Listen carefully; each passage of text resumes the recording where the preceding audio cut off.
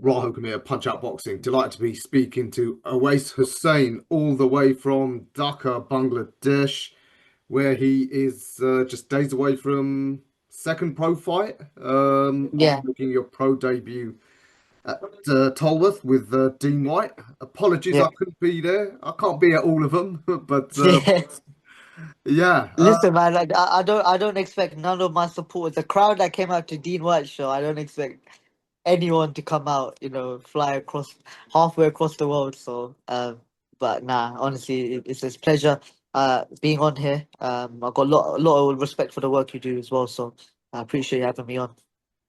absolute pleasure. It's all mine. Awais, I'm intrigued. Of course. As someone who's of Bangladeshi descent myself, how you've Yeah. come to find your way over there. I know it's run by, is it XCEL Sports, Yes. run by Adnan Haroon, who I met in Harrow a few months back. Yeah, can you just tell us about how that came about? Yeah, so I mean, the opportunity presented itself early on in my career to go out to Dhaka. So I will give a big thank you to Adam Haroon, who is also the chairman of the BBF, the Bangladeshi Boxing Federation out here in Bangladesh, and also the promoter for XL Promotions. And I also want to give a big thank you to Uncle Such, Uncle Salik as well, for having me out here, and as well as my sponsors. I have a bunch of them here, just to show. So Legal Blows, Cupping Zone. I want to thank Wonder Wins, Labreeze, Championship Mentality, Buns and Brew, um, Dawson Briggs. And then on the back, I've got Takama Water Clinic. I want to give a huge shout out to Floorville and also Imperial Memorials Limited. So, and a huge shout out to a new sponsor who's come on as well, which is Triple S Claims as well. Hmm. So, yeah, we've got a good team building. So, all thanks to them, I was able to come out here and they were able to support me. So, yeah, just kind of the link through Adnan, through my Uncle Such, uh, and the opportunity presented itself. Yeah, quite an opportunity so early on in your career. Yeah. Before we go into your pro career, just for the fans who don't know you yet, can you just tell us a bit about your boxing background, your journey so far, how it started, where it started, what you achieved before you turned pro? Yeah, yeah. So, funnily enough, I got into boxing at the age of 12 after watching Creed. So, I watched the first Creed film that came out. And, bro, I'll be honest with you, look, Allah works in mysterious ways. Um, I don't know what it was, but something inside me just ignited, and it's been ignited since. And the following weekend, I went to the boxing gym. 6 months later, I had my first bout, and alhamdulillah, I've been successful since. Yeah, but what did you achieve in the amateurs? Looked like you had quite the amateur pedigree. Yeah, yeah. So my last bout I won the senior elite Harringay Box Cup Championship. Mhm. So that's I'm the reigning champ from 2024. We won the National Development Seniors as well. We won the Rivera. We won a bunch of box cups, and I won the regionals around 6 times as well. So it's been great with senior elites as well. Was always in the finals, semi-finals. So alhamdulillah, it was a good standout, and we really established ourselves as the top boy at 48 kilos. Hmm. Yeah, fantastic. Notice you even fought my boy Hamza Uddin a few years Yeah, back. I guess you would have both been yeah, kids at the time, though. yeah. I believe I was around 14 years old. Hmm. It was in the junior finals. Yeah, so that was good. Hamza, my boy, as well. So yeah, it's all love and respect. Yeah, ironic you're getting the fight in Bangladesh before him. So, like you said, Yeah, life works in yeah, mysterious ways. Now I was watching your interview with young Sam, and shout out to him. He's doing great work, getting so much coverage for the grassroots of the game. You 100%. upcoming pros that haven't yet hit the big time. So shout out to Sam. You mentioned that your ideal fight weight you think will probably be what, minimum weight? Yeah, around a straw weight, light flyweight. Hmm. In my whole amateur career, I was always fighting at under 48 kilograms. So in the pros, kind of there's more leeway with the weight classes, as you know. So I'm campaigning around light flyweight, straw weight. So that's why, just to add on as well, that's why it made sense for me to come out to Asia because, as you know, the Hmm. champions in my weight class are out here in Asia. So it's pretty much of a no-brainer coming out here, getting the experience, and bringing that back with me to the UK. Yeah, yeah, absolutely. I think the infamous Uzi Ahmed, who's known for that viral knockout, he pointed out how he's a good sport, but he said, look, people don't realize he was actually a straw weight, having to fight flyweights and upwards because there simply 100%. Yeah, wasn't, there isn't the competition in Europe. That I mean, there is I said no. most men that small are in Asia or Latin America. Exactly. Yeah. So I mean, it made sense when the opportunity presented itself. We took it with both hands. Me and my coach Steve, we come out here and we began some great sparring with all the other strawweights out here, strawweights like flyweights out Mhm. here. So yeah, I mean, it's priceless experience, my brother. It's priceless experience that I'm taking back with me, and I believe it really puts me in good stead and puts me really above all the other prospects as well because. I'm soaking up experience of fighting in an in a whole different continent. You have to acclimate. There's a lot of factors involved with the food, the heat, acclimating to my environment, then the styles of fighters as well.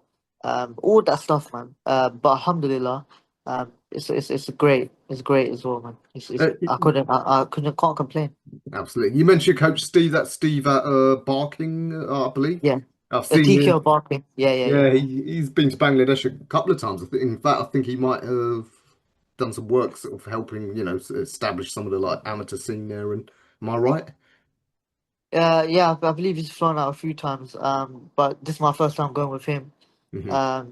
Yeah, I mean, it's great. It's great. I had to have my coach. Obviously, I've been with Steve since day one. So, as an amateur, we've been each other for what about 5 years now.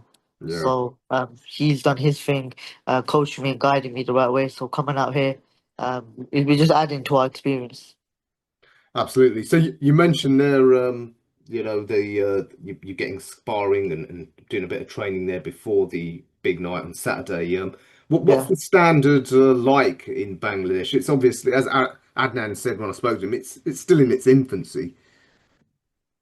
I mean, yeah, I'll be honest with you, they are developing, but what I'm saying is the raw talent when it comes to, the athleticism, the just the boxing ability, and even like just the some of the power on some of these boys as well. It's stuff that I'll be honest, I haven't seen before in the UK. So coming out here, it kind of gave me a new perspective and a new look on kind of the emerging talent. So, by the time, inshallah, Bangladesh boxing does get really well developed, I feel like these guys will be the front runners for that. Yeah, obviously got a huge population, great, pool of numbers. As you know, for talent to be fully realized, you need the coaching. What's the 100%. coaching situation like there? I heard that like the national team, they got like Cubans and what have you there to try and get them to get success in those international competitions. Yeah, how do you find the coaching? Yeah, I mean, as I said, like I'm just with the team in XCEL, so Mhm.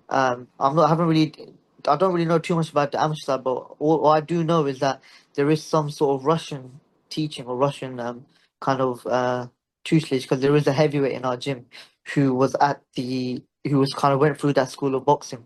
Hmm. So well, I spoke to him a bit about it, but I don't really know too much. But in terms of kind of my coaching out here as well, like even me, I've seen a different side to my coach as well, like a more kind of intense side, which I love as well because it just made me up my game.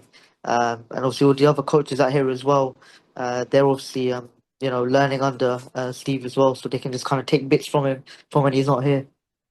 Yeah, fantastic. Like you said, all great experience because, hey, It's listen. priceless. It's priceless, man. I'm telling you, it's priceless. Absolutely. And one day, Alhamdulillah. we hope you're gonna be at the top level. You're gonna have to maybe Inshallah. go to one of these tropical climates, whether it's, 100%. Thailand, Philippines, or, Dominican Republic, or, so it's Look, it's just planting the seed, my bro. It's just planting the seed for inshallah what we do expect in the future.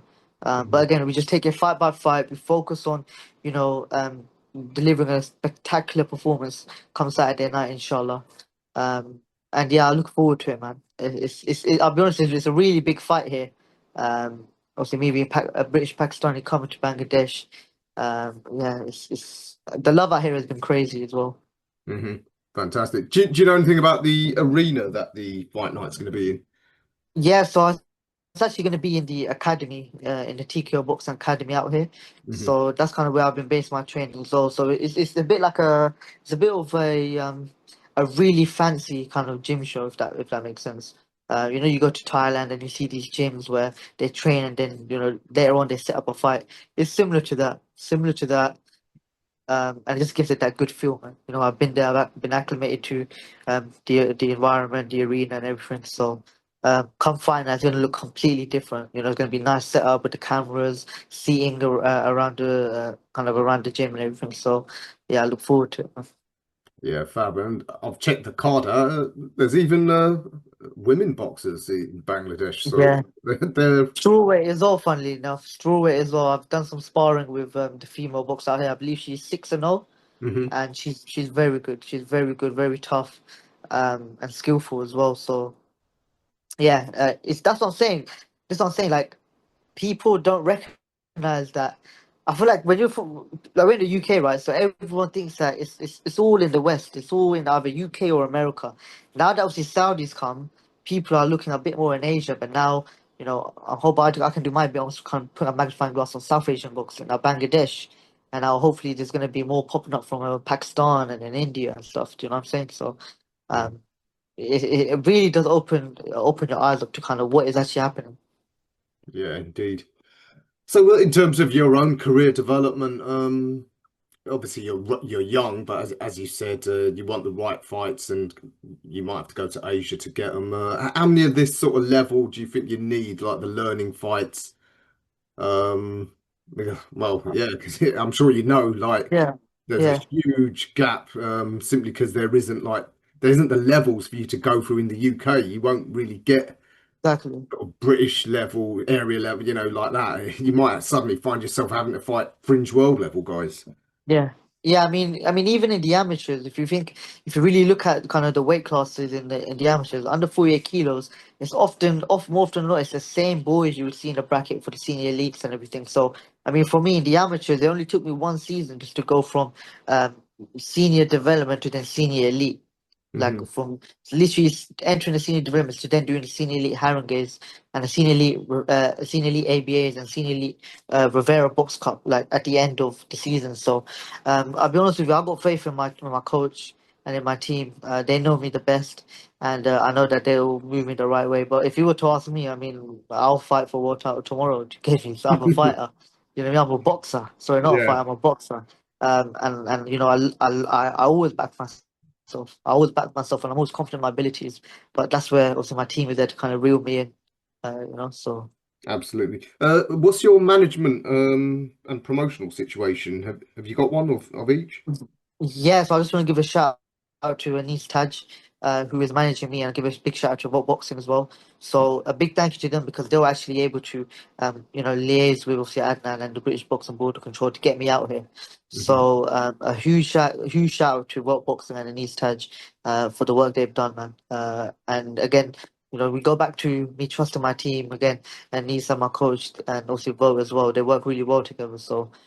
You know, I trust him with kind of guiding my career and everything.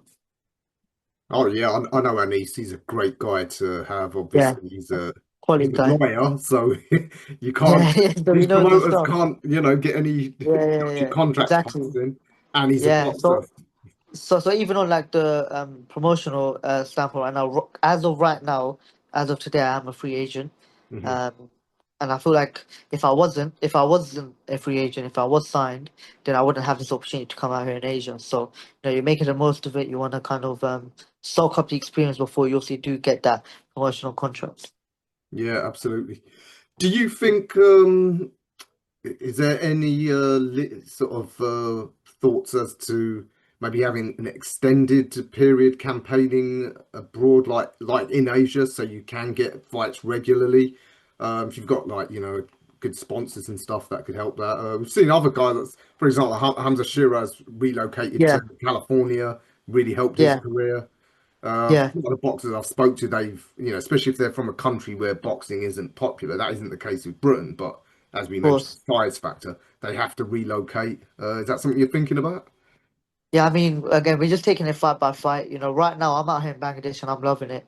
You know, Hmm. right now we're just focused on Saturday night put on a brilliant performance, amazed my new Bengali supporters, and then after that, me, my coach, my team, obviously Mr. Adnan and everyone will sit down and with Denise and everyone, and yeah, we'll discuss on what's next. But for me right now, I'm just literally taking it day by day, not looking too far ahead, just staying present, staying focused, and whatever comes my way, I'll take it. Yeah, indeed. Wise words. You said you would, if need be, you'd fight the top guys tomorrow, like any fighter would. Yeah, I think the yeah, same night over there in Japan is a big minimum weight fight. The Filipino Tajiran against Shigioka.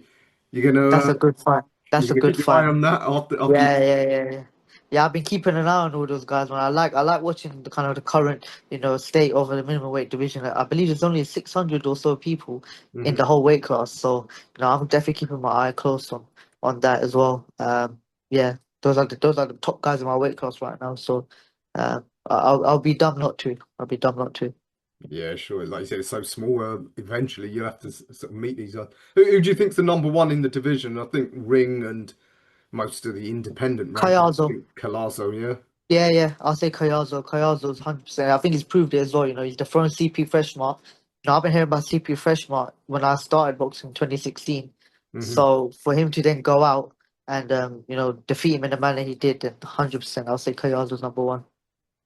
Any of the other guys in the top rankings that you have identified, like, well, he's a future danger man. There's the Olympic gold medalist, of course, from Uzbekistan, Dusmatov.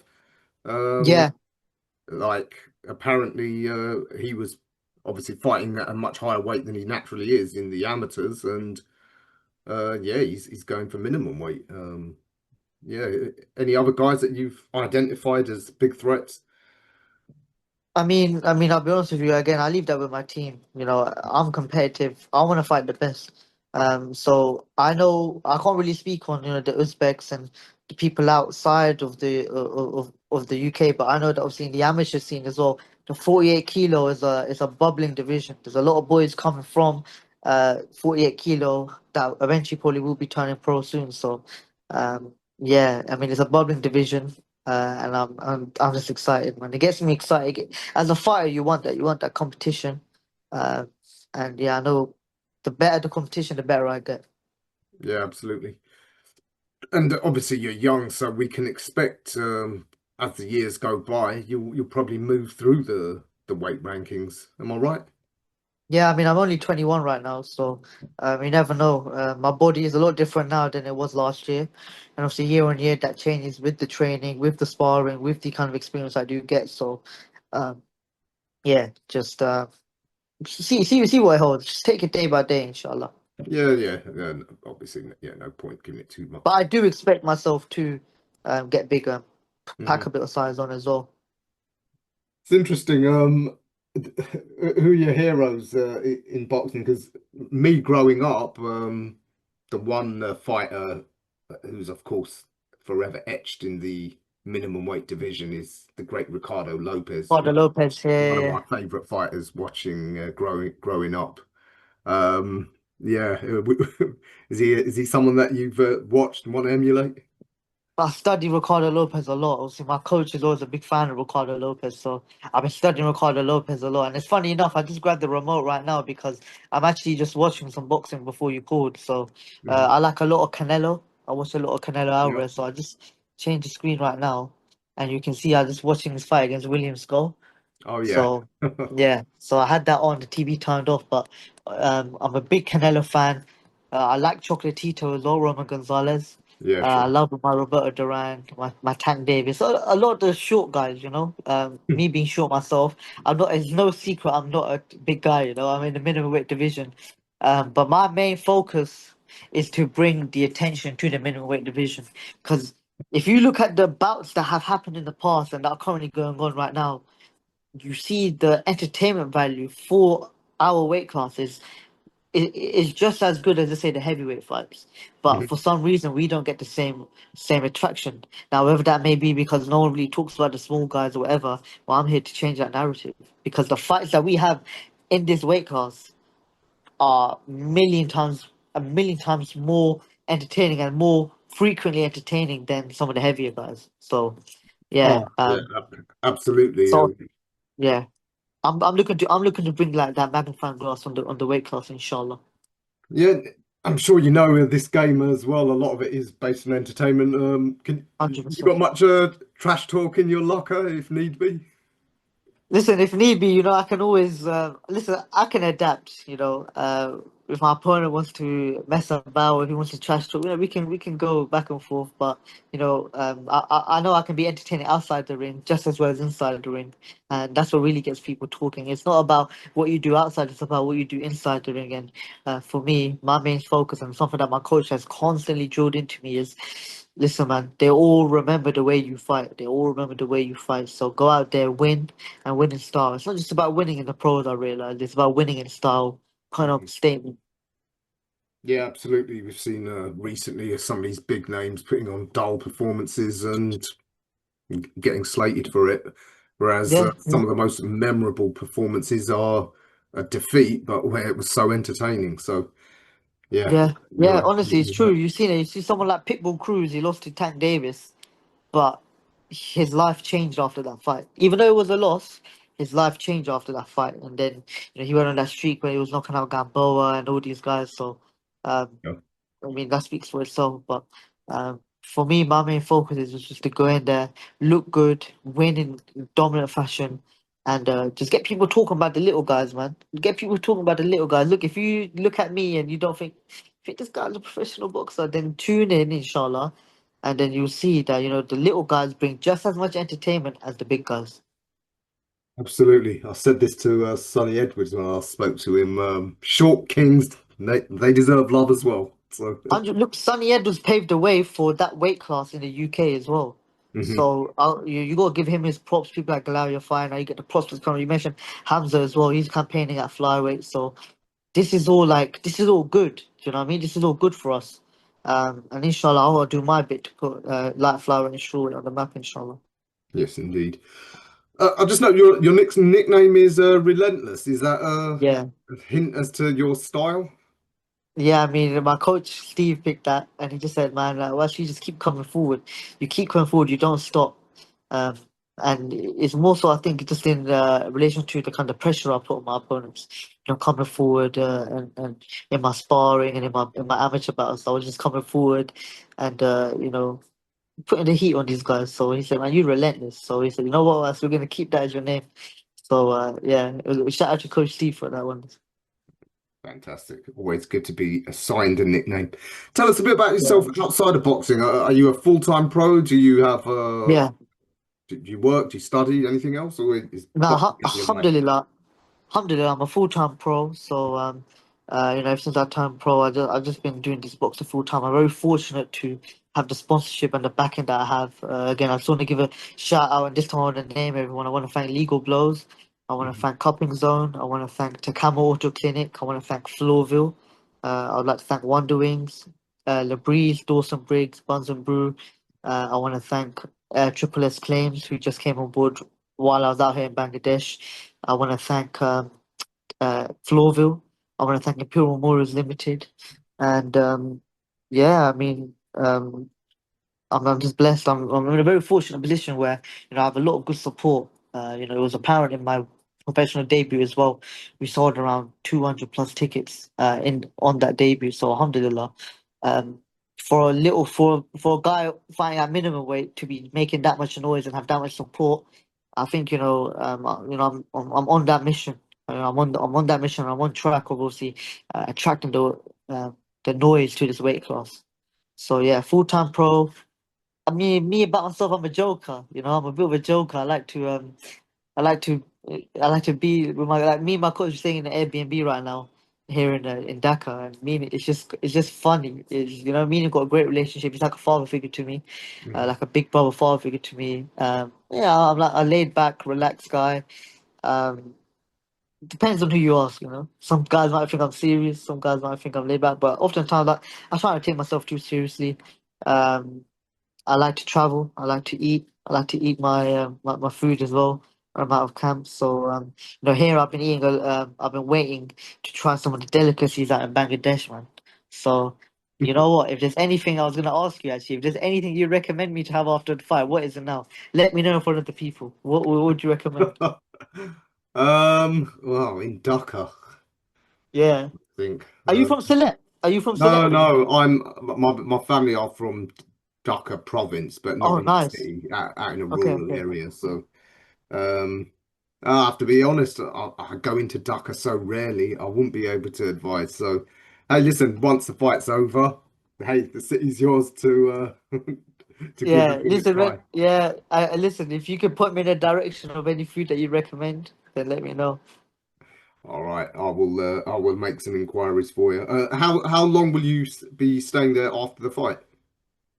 We fly back on, I believe it's Monday, inshallah. So we have Yeah. a day or so, Hmm. um, to kind of proper unwind, chill out, and everything. And then we fly back Monday morning, and then I'm just back in training. Oh, fab. Any big fights that you're really looking forward to watching as a fan yourself? You know what? There's a fight that I was looking forward to, and it's just escaped my mind. Do give me a run through. What's coming up fight wise? We've got Wardley against Hooney, Dubois and Usyk. The Bart Usyk is definitely one I'm looking. I'm very excited to watch. That's in July, isn't it? It is, yeah.